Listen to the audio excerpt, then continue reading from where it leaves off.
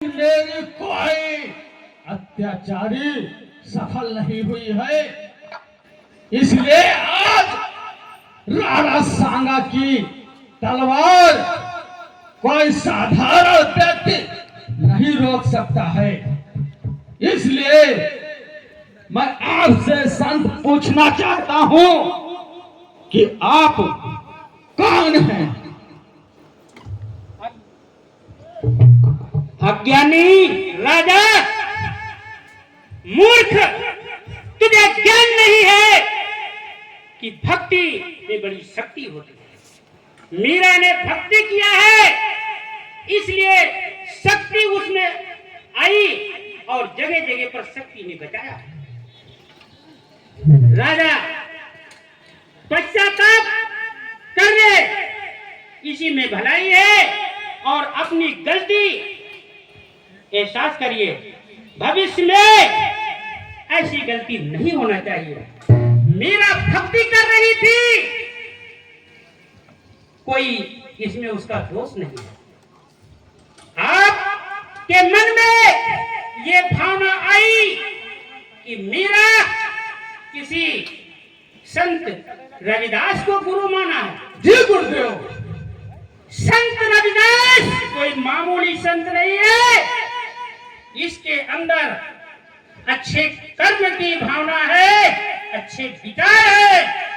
तो अच्छे विचार लीजिए, अच्छा ज्ञान लीजिए और प्रजा की देखभाल करिए। छोटा बड़ा कोई नहीं है, क्योंकि भक्ति ही शक्ति है।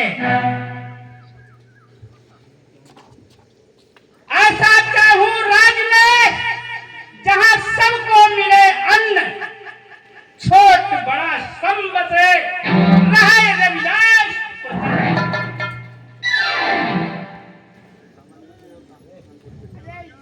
हे गुरुदेव,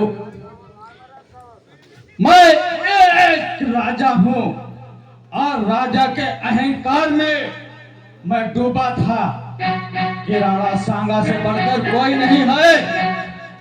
मैं ये राज्य तो चलाता था, परंतु अब जो संत हैं, रविदास जी, मूर्ख राजा को क्षमा करने की कृपा करें। गज धन और रतन धन खान, जब आवै संतोष धन, सवै धन धूल समान।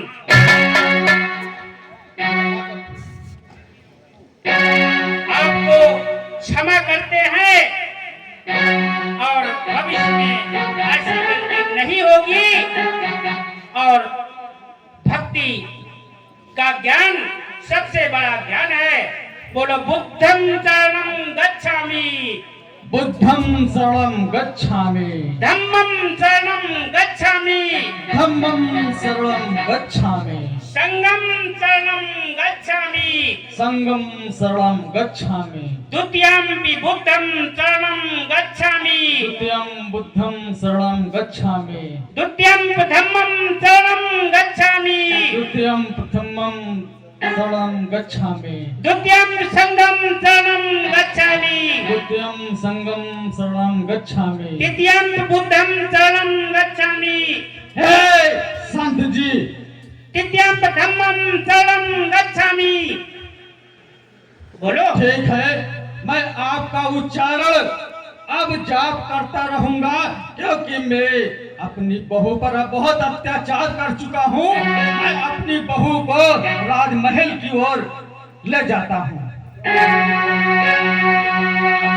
बोले गुरु रविदास की, बाबा साहब की, भगवान बुद्ध की।